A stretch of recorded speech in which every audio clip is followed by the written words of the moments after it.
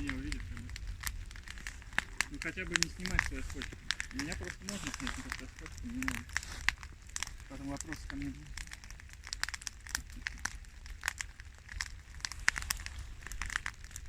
Костер. Пирамида.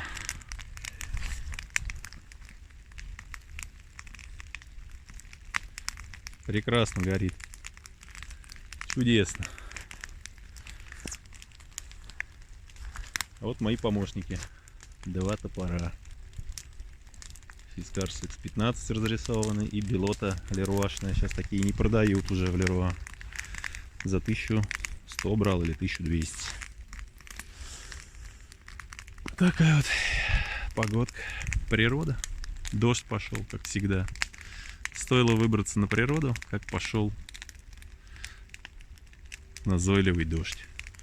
Благо костер греет. Очень удобно, подкидывать не надо. Можно спокойно сидеть и греться достаточно долго. Часа на 2-2,5 хватает. Чем толще нижний ряд, ну, нижние два ряда, тем дольше будут гореть. Впервые в жизни вижу таких гусениц.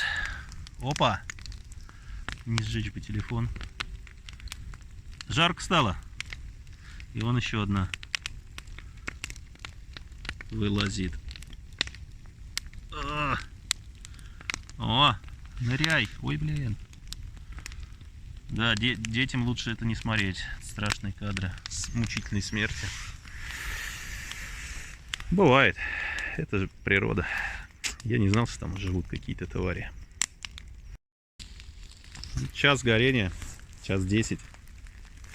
Еще гореть ему столько же. Угли, прям картошку даже запечь хочется.